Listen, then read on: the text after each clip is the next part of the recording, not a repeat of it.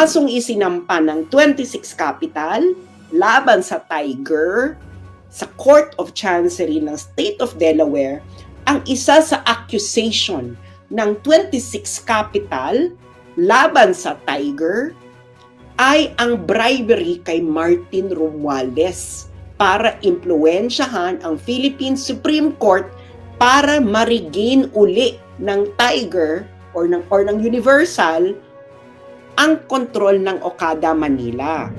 Ang ginawa niya na ginamit niya ang kanyang pwesto para siya ay magpayaman. This is plunder. Kakaumpisa mo pala, Martin Romualdez, nag-commit ka na ng plunder. Sa isang Facebook Live ni International Relations Expert Mrs. Rogando Sasot, ipiniliwanag nito kung paano nadawit si House Speaker Martin Romualdez sa issue ng suhulan sa Okada, Manila. Matatanda ang lumabas ang issue noong Setyembre ng nakaraang taon matapos magsampa ng kaso sa Delaware Chancery Court sa Amerika ang 26 Capital laban sa Tiger Resort Leisure na siyang nagpapatakbo sa Okada, Manila. Dito ay inakusahan ang mga executives ng Universal na nagdala daw ng heavy luggage nang makipagkita kay Romualdez upang humingi ng pabor at impluwensyahan ang desisyon ng hukuman sa Pilipinas. Hihimayin po natin isa-isa ang issue ng bribery. Bribery issue ni House Speaker Martin Romualdez sa Okada. Okay, naintindihan nyo? Ito po yung tinaguriang heavy luggage issue na ayaw talakayin ng mainstream media. Kayo na po ang bahalang magdesisyon kung bakit ayaw itong talakayin ng mainstream media. Pero dahil wala po tayong takot, ito po yung ating tatalakayin ngayon. Ano ba itong bribery issue ni Martin Romualdez? Okay. Ang bribery issue po na ito ay ating nahalungkat sa kasong sa pagtutuos ng 26 Capital. Ang 26 Capital po ay isa po itong kumpanya sa Estados Unidos or United States. Okay? Ngayon, merong pagtutuos. Okay? Court case ang 26 Capital laban sa Tiger Resort Leisure and Entertainment Incorporated. Okay. Sa mga hindi po nakakaalam kung ano po ang Tiger Resort Leisure and Entertainment Incorporated, ang Tiger Resort Leisure and Entertainment Incorporated po ay under ng Universal Entertainment at sila po ang may-ari ng nagpapatakbo ng Okada, Manila. Ang bribery issue ni House Speaker Martin Romualdez ay lumabas dahil sa kasong isinampa ng 26 Capital, isang kumpanya sa United States, laban sa Tiger Resort Leisure and Entertainment Incorporated. Ang Tiger Resort Leisure and Entertainment Incorporated ay under ng Universal Entertainment na may-ari ng Okada, Manila. Okay. Following? Okay. Click share po yung mga kararating pa lang. Click share. Ngayon, okay, ito yung kaso, no? Isinampa ito ng 26 Capital. Ang 26 Capital ay isang American company. Isinampa niya to sa US. Ito ay isinampa niya sa Court of Chancery of the State of Delaware. Ang Delaware po ay isang state sa United States. Kakaintindihan ba tayo? Okay. Ngayon, get pen and paper. Okay? Lahat, kumuha na kayo ng papel at pen, pencil, whatever, or sa cellphone ninyo. Isulat ninyo ito. C.A.number.2023-0128-JTL. Dahil yan po ang reference ng kaso na ito sa Court of Chancery of the State of Delaware. Yang may naka-box na nakalagay sa loob ng pulang box. Isulat nyo na yan, screenshot nyo, para mamaya ma-google nyo at mabasa nyo ito. Ito po ay mababasa ninyo ang buong kaso, pati ang kasong isinampa ng 26 Capital. Okay. Are you following me, guys? Okay? Sabihin nyo lang sa akin kung hindi nyo maintindihan, ha? Dahil tatagalogin ko ang lahat at ito ipapaliwanag ko sa isang payak na pag-e-explika para ang bawat isang Pilipino, mapamasa man, mapa-elitista man, mapa-intellectual man o mapatambay ay maintindihan ito ng buong buo. Kaya i-share nyo na ito. Okay. Ngayon, ano ang gusto ng 26 Capital na isang American company mula sa Tiger Resort Leisure and Entertainment Incorporated sa isinampa nitong kaso sa Court of Chancery, State of Delaware? Ang gusto ng 26 Capital ay ang tinatawag na specific performance of closing the Special Purpose Acquisition Company, o tinatawag na SCAP, sa pagitan ng 26 Capital at ng Tiger. Okay. Ang storya po kasi niyan, ang 26 Capital at ang Tiger dapat ay magkakaroon ng merger. Okay? Yan lamang ang pinakamadali nating pag-usapan. Medyo complicated ito, pero itanong nyo po ito sa may alam po sa corporate law sa United States kung anong ibig sabihin ng SPAC or kahit sinong mga abogado na kakilala nyo para ito ay mas lalo nyo maintindihan. Pero yan po ang pinakapayak na ating explanation right now. Ngayon, marahil ay nagtatanong ang karamihan sa inyo, hindi ba? Ang tanong ninyo ngayon, lahat siguro ito ay logical na tanong, ano kinalaman dito ni House Speaker Martin Romualdez? Mga kararating lang, please click share. Dahil mahalaga itong malaman ng bawat isang Pilipino dahil ito ay isang isyong pinagtatakpan ng bawat isang congressman, bawat isang senador, at bawat isang mainstream media. So ito ang tanong, anong kinalaman dito ni House Speaker Martin Romualdez? Siyempre, di ba? Anong kinalaman niya dyan? Hindi ba? Ito po kasi ang kinalaman, bakit nadawit dito si Martin Romualdez. Sa kasong isinampa ng 26 Capital laban sa Tiger sa Court of Chancery ng State of Delaware, ang isa sa accusation ng 26 Capital laban sa Tiger ay ang bribery kay Martin Romualdez para impluwensyahan ang Philippine Supreme Court para ma-regain uli ng Tiger or ng Universal ang kontrol ng Okada Manila. Okay? Yang storya ng labanan ng kontrol ng Okada Manila, i-google nyo na lang yan dahil yan ay laban ng matandang Okada, ng Okada family. Okay?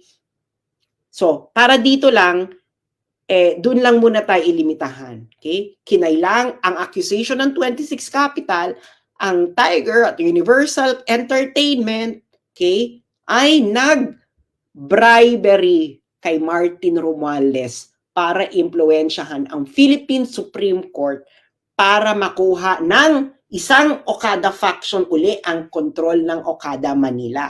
Naintindihan nyo? Ngayon, bakit ito ngayon ipinasok ng 26 Capital na issue? Kasi ang gawain na ito ay tinatawag sa Amerika na breach of ordinary course covenant.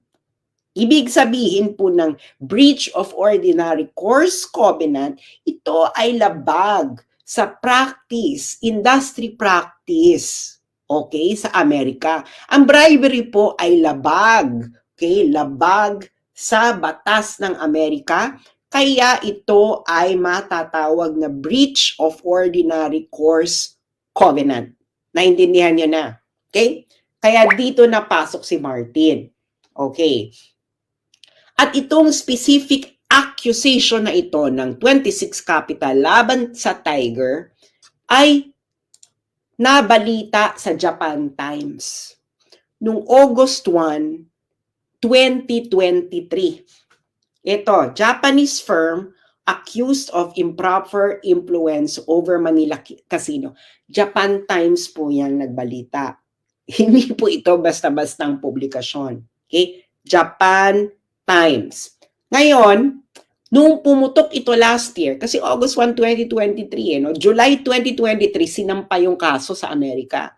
Nabalita August 1, 2023. Nung pumutok ang issue na ito ang sinabi ito ang naging response. Okay? Ito ang naging response ng ating honorable Congressman, House Speaker Martin Romualdez. Ang sabi niya, ayaw niyang i-dignify ang issue na ito na ibinalita ng Japan Times dahil daw ito ay fake news. Okay? Yung mga kakarating lang, please share. Okay? Dahil fake news daw ito. Okay? Kaya hindi niya i-dignify. Papaalala ko yung sinabi niya ha, hindi raw nangyari yung heavy luggage issue. Ito raw ay fake news. Okay? Yan ang sinabi ni House Speaker Martin Romualdez. Ngayon, naalala nyo, okay? Yung kaso sinampa ng 26 Capital laban sa Tiger. Okay? Na-desisyonan ito nung September 7, 2023. Okay? September 7, 2023. Ang nag-decide nito, okay, ng kasong ito, okay, pati na yung issue ng ni-raise ng 26 Capital na nag-engage ng improper influence itong Tiger Resort sa Pilipinas sa pagbabribe kay Martin Romualdez, kasama ito sa naging desisyon kung may nangyari bang ganon. Ngayon, si James Travis Laster ang nagdesisyon nito. Siya ang Vice Chancellor of the Delaware Court of Chancery. Okay? Ngayon, get your pen and paper. Okay? Maybe ilalagay ko dito. I-screenshot nyo yan. Okay? I-screenshot nyo yan. Yang link dyan. Kasi yung link na yan, yan link mismo ng desisyon na nasa Delaware Court of Chancery mismo. Kaya kita mo, courts.delaware.gov. Okay? Isulat niyo yan, i-screenshot ninyo para mabasa ninyo. Kayo mismo ang makabasa. Hindi ito fake news. Totoo ito. Nasa web. It is a decision na sinulat ni James Travis Laster, Vice Chancellor of the Delaware Court of Chancery. Ito po ay korte sa Amerika. Okay? Korte po ito sa Amerika. Yan, screenshot nyo yan. Okay? Yung mga kakarating pa lang, please, please, please, click share. Pag-usapan nyo itong kayong magpapamilya. Okay. Now, let's now go to the decision. Okay? Okay. Ang pupuntahan natin dito is factual background. Okay. Okay. Dito sa factual background, sinabi dito na ang trial, ito ay umabot ng 5 days. Meron silang 13 fact witnesses, 4 expert witnesses, at meron ding 2,281 exhibits, kasama na ang deposition, transcript ng 29 na individuals. So nagkaroon ito ng proper trial para madetermina ang mga facts. Okay? Kita nyo ba yan? Nakikita ninyo? Okay. 5 days of trial, 13 fact witnesses, 4 expert witnesses, 2,281 exhibit, kasama ang deposition, transcript, mula sa 29 individuals. Okay, hihimay-himayin natin ito ha.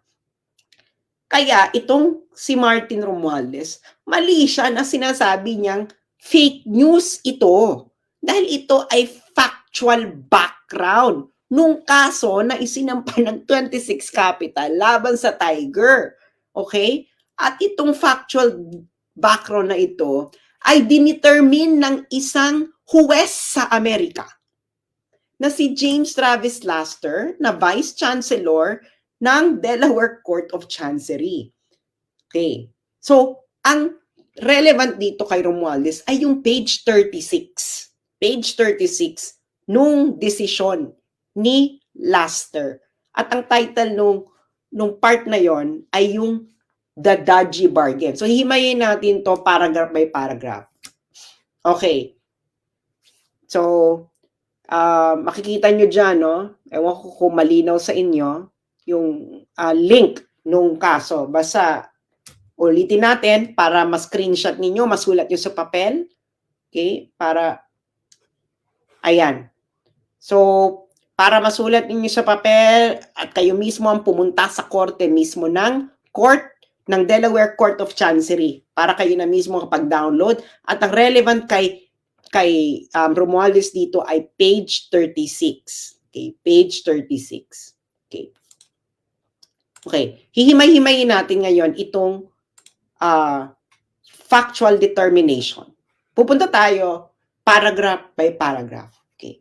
Paragraph 1. Okay, ng part na the dodgy bargain. Ang ibig sabihin ng dodgy ay suspicious, not above board, illegal, pangit, tsaka, ano ba mga pwedeng dodgy? Kaduda-duda, hindi kaaya-aya. Yan. Chararat. Okay. Okay, ito yung paragraph 1. Sabi sa paragraph 1, itong Universal at yung Tiger, okay, they attempted na makuha uli ang control ng Okada, Manila through a judicial process. Okay? Ngayon, yung Tiger, nag-file na sila ng motion for reconsideration sa Supreme Court. Okay? Kaso nga, nagkaroon ng takeover na yung matandang Okada. Okay?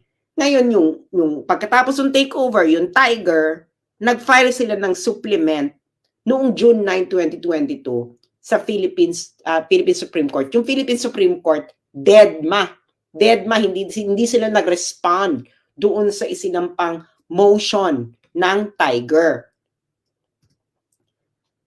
Ngayon, ito ay paragraphs 2 and 3. Ngayon, nung June 3, 2022, okay? Again, ito ay facts. Okay? Na dinitermina ni James Travis Laster, Vice Chancellor of the Delaware Court of Chancery, sa isang hearing, totoong trial, hindi ito kangaroo court na katulad sa Philippine Congress. Noong June 3, 2022, si Michelle Lazaro, okay, ay nag-suggest ng isang alternative sa judicial process. Okay? Si Lazaro ay director ng Tiger at corporate secretary rin siya ng Tiger. Okay. Yung isang director din ng Tiger na si James Lorenzana, kasabwat ni Lazaro, ay pareho daw nasa elite circles ng Pilipinas. Ngayon, itong si Lazaro, si Michelle Lazaro, nag-email siya kay Asano, Takeuchi, at isa pang Universal Director. In-explain ni Michelle Lazaro sa mga Hapon na ito, okay, na siya, si Michelle Lazaro at si James Lorenzana ay may isang relasyon sa isang common friend na isa daw key figure sa Philippine politics na tumulong na rin daw dati sa Universal. Okay? At ito raw ang best option ng Universal para makuha uli ang kontrol ng Okada. Okay. Yung batang Okada yan. Okay. Ngayon, ang sabi ni Michelle Lazaro sa email, the key person, our common friend, feels that my involvement moving forward is indispensable, such that he was reluctant to provide further assistance or to pursue any potential partnership unless her concerns were addressed. So ang sabi ni Michelle Lazaro, kailangan si Michelle Lazaro sa deal na ito. So ang ibig sabihin niya kung anong kailangan involve si Michelle Lazaro, yan ang sinabi daw sa kanya ni Martin Romualdez. Anong evidence ang nakuha nila dito? Yung email mismo ni Michelle Lazaro. Okay? Kasi sa Amerika po, meron pong tinatawag na discovery proceedings. Okay? Ibig sabihin ng discovery proceedings, lahat ng evidence na kailangan mo sa kalaban mo ay pwede mo makuha, emails, text, etc. Kaya nakita nyo yung ni Amber Heard saka ni ni Johnny Depp, may discovery proceedings yun. Kaya nga, di ba, ang daming evidences na alam nila pareho. Kasi yon sa kan may nakita pa, di ba, may mga lumabas pa mga text messages si Johnny Depp, si Amber Heard, ayun ay nakuha through discovery proceedings. Okay. Ngayon, ang sabi ni Michelle Lazaro, ang common friend daw na yon, okay, ay si Martin Romualdez, Speaker of the House for the Philippines. Ito ang sinulat mismo ni James Travis, ha? Vice Chancellor ng Delaware Court of Chancery. Ang common friend daw ay si Martin Romualdez, na Speaker of the House for the Philippines, nephew by blood ni Philippine First Lady Imelda Marcos, nephew by marriage ni former Philippine President Ferdinand Marcos, pinsan ni Philippine Senator Amy Marcos, at pinsan din ni Ferdinand Bongbong Marcos. Okay? Yang JX674 na yan, evidence yan. Okay? Yan ang source ng evidence na nakita ni James Travis Laster. Kaya nga pag pumunta tayo sa Delaware at pinakuha natin ang buong kopya ng buong kaso, makikita natin lahat. Pero dito muna tayo mag-focus sa desisyon. Okay? Ngayon, sabi pa ng ang nakalap na fact ng Vice Chancellor ng Delaware Court of Chancery para ma-confirm ni Lazaro ang kanyang connection. Itong si Lazaro, Michelle Lazaro, nag-text siya kay Takeuchi, yung Hapon, no, ng Universal, ng 2 pictures ni Lazaro kasama si Romualdez. Okay. Ngayon, sabi daw ni Lazaro sa text, yung pangatlong individual doon sa picture ay ang chair ng Philippine Gaming Commission. Sino yan? Si Altenco. Okay. Ngayon, sino to si Michelle Lazaro at James Lorenzana? At bakit nga ba ito malapit kay Martin Romualdez? Okay. Itong si Michelle Lazaro ito ay anak ni Lolong Lazaro na isang close friend ni Martin Romualdez. Okay, i-google nyo ito. Nung namatay si Lolong Lazaro, itong si natatay ni Michelle Lazaro, itong si Martin Romualdez ay nag-deliver pa ng eulogy sa pagsalamay ng tatay ni Michelle Lazaro. Itong si James Lorenzana ay fraternity brad ito ni Martin Romualdez sa Upsilon Sigma Phi. Kaya ganyan sila kalapit kay Martin Romualdez. Okay, paragraph 5. Ngayon, yung email ni Lazaro ay meron daw term sheet. Okay, ito ang mga demands ni Lazaro. Dapat si Lazaro at Lorenzana ay kailangan tumanggap sa Tiger ng $35,000 per month. Okay. Ito yung mga condition ni Michelle Lazaro para si Martin Romualdez ay tumulong. Okay? Ay tumulong. Okay? Kailangan daw si Lazaro Lorenzana ay magkaroon ng bayaran ng $35,000 per month net of taxes. Ibig sabihin, kailangan bawas na yan ng tax, ha? 35,000 net na yan. Ngayon, yung board ng Tiger ay kailangan palawakin daw, kailangan maging 30 ng miyembro at kailangan si Lazaro at Lorenzana ay may karoon ng karapatan na mag-designate ng 6 na members doon sa 13 members. At ngayon, meron pa sila ibang dinamay na officers na kailangan din bigyan ng pabuya, si Yip at Van der Sande. Okay. At of course, okay, inapprove itong terms ni Lazaro. Okay? Itong mga terms ni Lazaro, again, ulitin ko, mga terms niya to para itong si Martin Romualdez ay tumulong. Okay? Ngayon, si Fujimoto, pinirmahan din to. Nakikita nyo yung mga JX665, J656, JX656.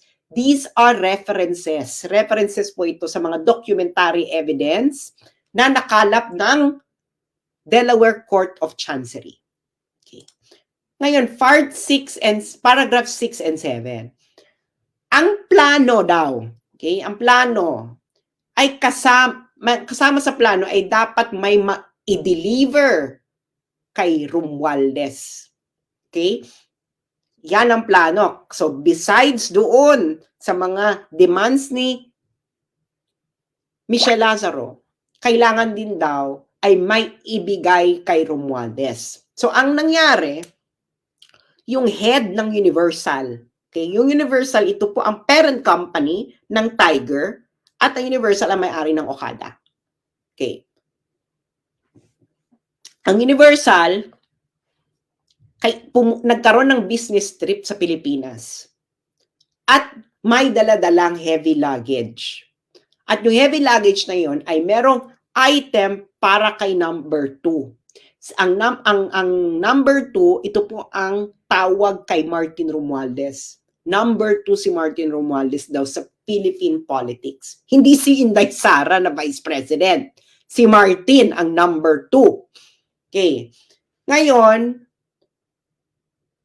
pag dumating na raw ang item sa Pilipinas, ito ay dadalhin ng Universal Executive kay Martin. Okay.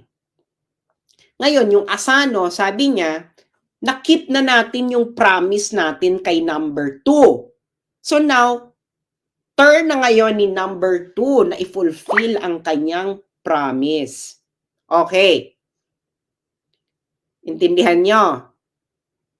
Lahat ito ay may reference sa documentary evidences mula emails, text messages, etc. na nakalap ng Delaware Court of Chancery. Okay. Ngayon, itong next paragraph na ito ngayon ay pinabulaanan na hindi daw ito alam ng 26 Capital. Kasi remember, di ba, yung 26 Capital, dinimanda niya yung Tiger. Sabi ng 26 Capital, itong Tiger, nag-involve to ng bribery issue. Nag-bribe ito kay Martin. Ngayon, sabi ng 26 Capital, hindi niya alam. Ngayon, itong next paragraph na ito, ang sabi, imposible hindi alam ito ng 26 Capital. Kasi, nag-email pa si Lazaro, Michelle Lazaro. Okay? At yung nag-text pa sila doon sa may-ari ng 26 Capital na si Ader. At yung text, itong sinasabi, Universal Entertainment has enlisted significant political support from a very high level of the Philippine government with compensation of the arrangement, all tied to taking back control of this casino. Ano sa Tagalog to? Yung text doon sa may-ari ng 26 Capital, ang sabi, itong Universal Entertainment na may Okada ay kukuha ng suporta, significant political support, kukuha ng significant political support mula sa isang high-level Philippine government official para makuha uli ang Okada, ang kontrol ng Okada. Yang JX647 na yan ang documentary evidence. That's the text evidence na nakalap ng Delaware Court of Chancery sa mga cellphones nila, no? Okay. Ngayon, ato na nga, etong si Romualdez, okay, kasabwat siya, alam ito ng lahat, okay? Kaya nga, okay, noong July 27, 2022, yung executive ng Universal na si Sato Nobuki, nag-travel mula Japan papuntang Pilipinas. Okay.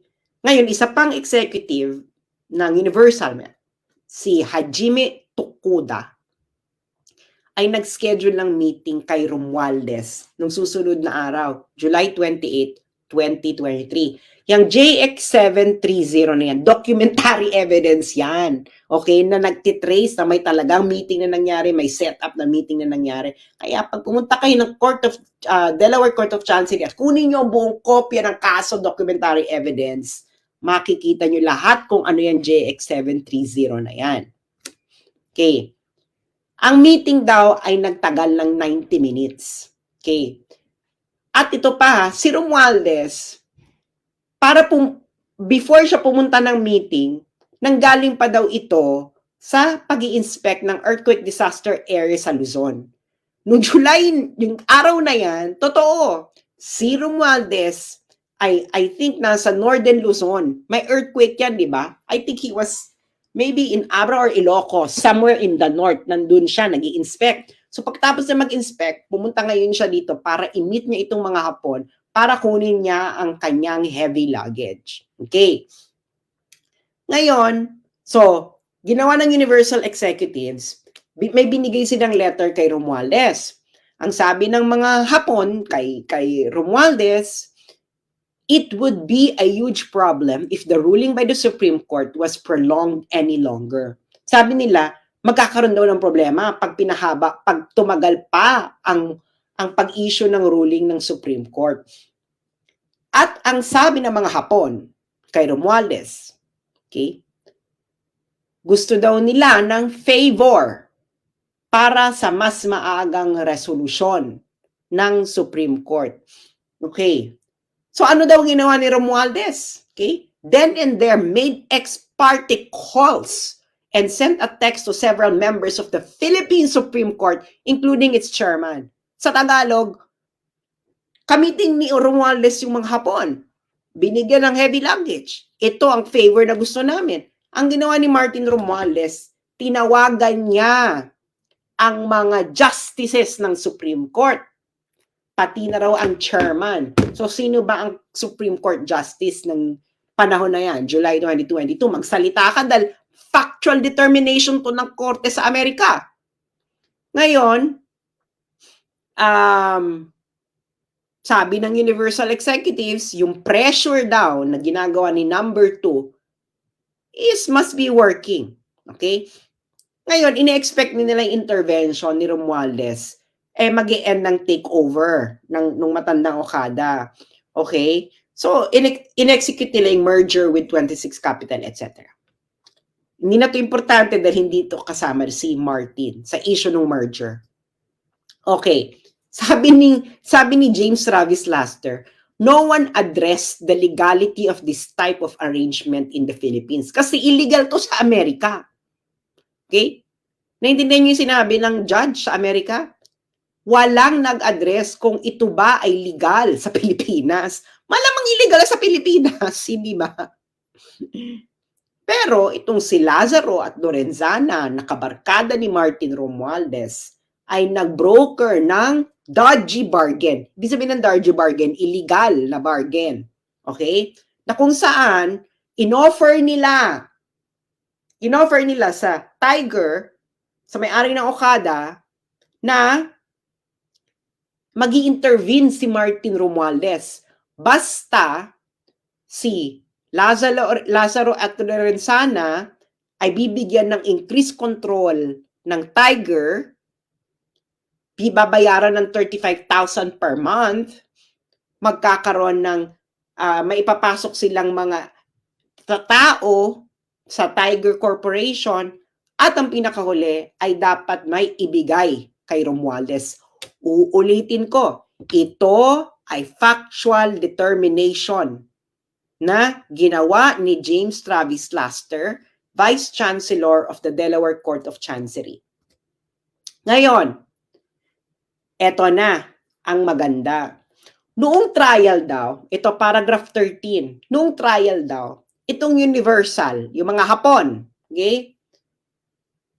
Iniiwas nila na bribery yung ginawa nila, na yung heavy luggage ay bribery kay Martin Romualdez. Okay. Sabi nung mga Hapon, ng mga witnesses, yung heavy luggage daw ay mga dokumento lamang daw ang laman. Ito daw ay document ng mga court cases. At kailangan daw itong dalhin by hand, okay? Kasi wala daw printer.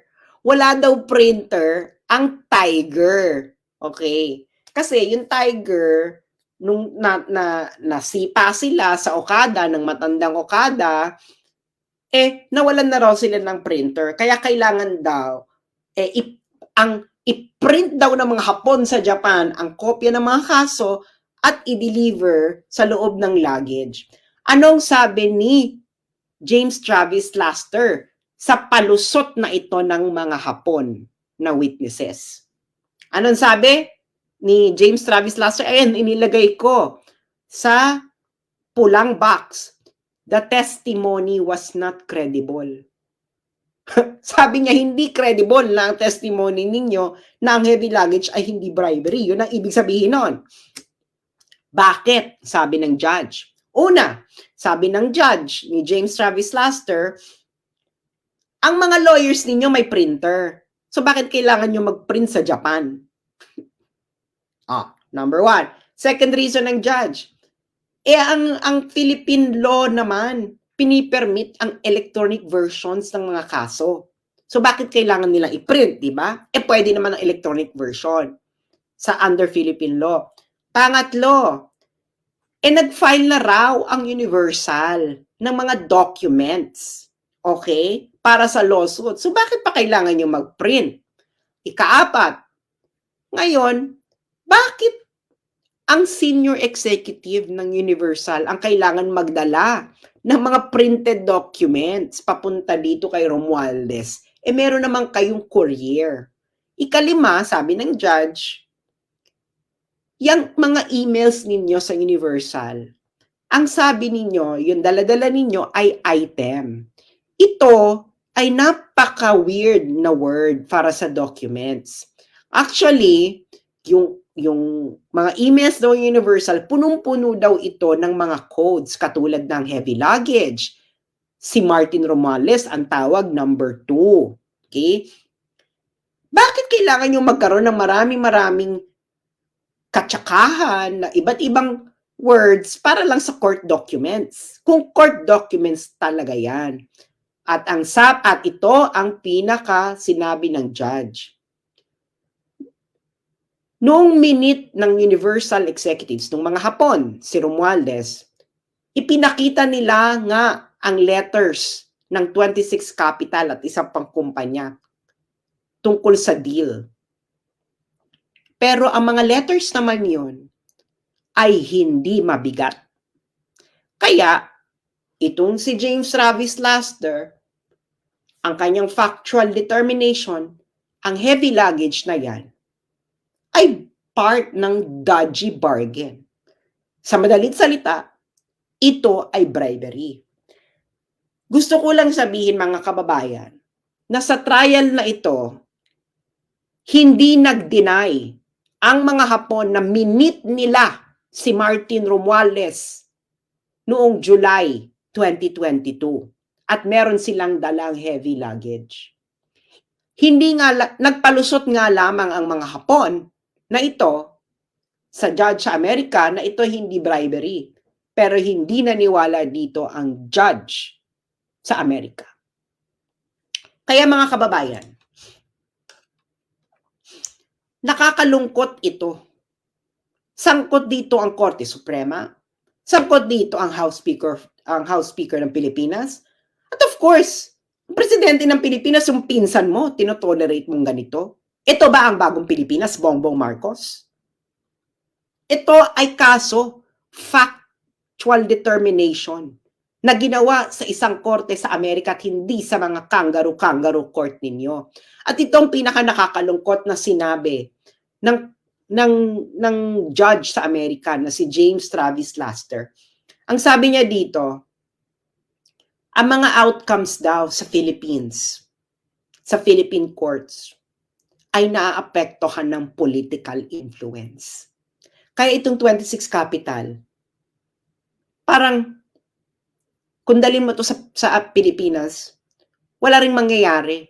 Kung dalhin mo kung halimbawa mag-utos si James Travis Laster na ituloy niya yung deal niya sa Tiger, malabong i-honor ito sa Pilipinas dahil nga ang outcomes pala sa Pilipinas na iimpluwensyahan ng mga politiko.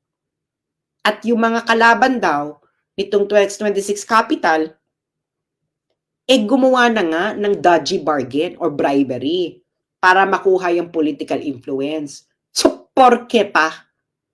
Wag na raw, yung remedy na ituloy, yung i-close yung deal, hindi na kailangan, ay malabong mangyari. Nag-gets niyo? Nag-gets niyo yung sabi? Ang outcomes sa Philippine legal courts ay na-impluwensyahan ng mga politiko. Supreme Court, hindi ba kayo nahihiya? Comment, ito ang observation mula sa factual determination ng isang judge sa Amerika. Hindi nyo pa ito ina-address. Pinag-uusapan na ito ng mga sikat na abogado, mga law firms sa Amerika dahil nga napaka-bizarre daw ng mga facts dito. Lalo na itong involvement na ito ni number 2, ni House Speaker Martin Romualdez. So ang tanong ko mga kababayan, sino ngayon ang fake news sa bribery issue? Ang laway ni Romualdez o ang factual determination ni James Travis Laster na Vice Chancellor of the Delaware Court of Chancery? Sino? Sino ang fake news? Si Martin o yung judge sa Amerika? Ngayon, mga kababayan, bakit sa tingin nyo ayaw itong pag-usapan ng mainstream media? Bakit yung mga senador-senador na malilinis sa katulad ni Risa Ontiveros ayaw nyo itong pag-usapan? Bakit si Trillanes ayaw nyo itong pag-usapan? Bakit ayaw nila itong pag-usapan? Isa itong fact na na-establish sa isang kaso sa Amerika